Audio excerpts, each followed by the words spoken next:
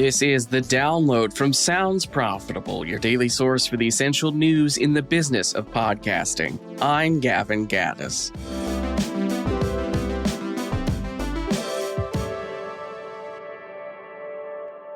Here's what you need to know for today, Tuesday, May 19th. First up, Triton sees podcast listening expanded into more everyday moments. Inside Audio Marketing covers the new Triton Digital US podcast ranker for Q1 2026. Comedy, news, and society and culture remain the top 3 genre categories, unchanged from Q4 2025. Kids and family saw a 9% growth in reach quarter over quarter. Triton Digital says this shows podcasting is becoming part of everyday routines. Next up, digital audio in the US is already worth Brazil's entire digital ad market. Ozon FM co-founder and president Rodrigo Tigre writes about Brazil's underdeveloped podcast advertising market. At current exchange rates, the US digital audio industry in 2025 generated nearly as much as Brazil's entire digital advertising market.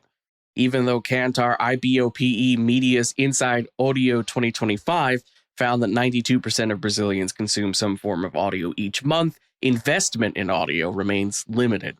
As measurement matures and digital audio scales, Tigre sees Brazil's digital audio market as one of the, quote, last blue oceans available in marketing, end quote.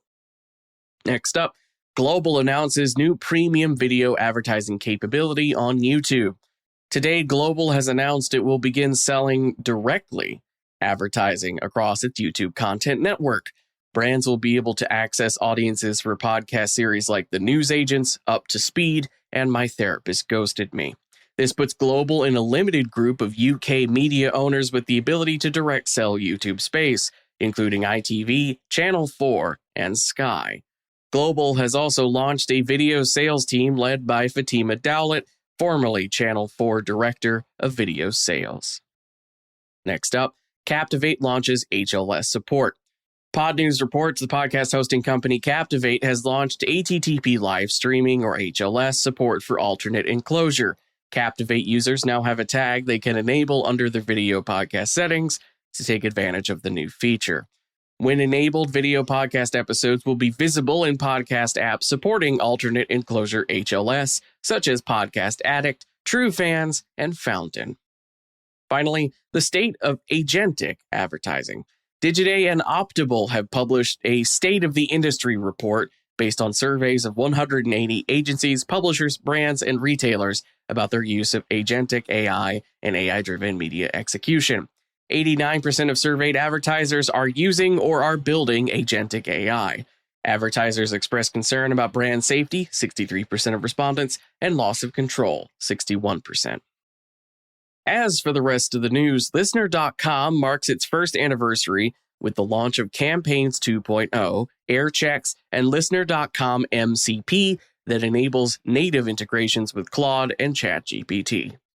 Coleman Insights is set to debut new research on podcast trailers this Thursday at 1 p.m. BST at the podcast show London Talking Podcasts 1 stage. Steve Reyes looks at the fragmented state of inventory definitions for video podcasts, which currently straddles audio, connected TV, and creator, with different definitions varying by buyer. PodX has announced Pele Perserid as its new acting director, Nordics. Basis has announced an integration with DAX US to give political advertisers exclusive access to premium audio inventory for the 2026 US election cycle. Mondometrics has been accepted into the 11 Labs Startup Grant Program, and RSS.com surveyed 195 podcasters on the platform and has shared the results.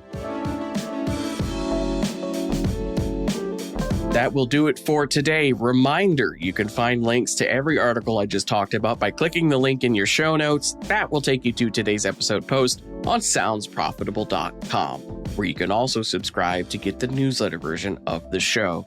Today's episode was written and produced by myself, Brian Barletta, Tom Webster, and Molly DeMillier. For Sounds Profitable, I'm Gavin Gaddis. We'll see you tomorrow.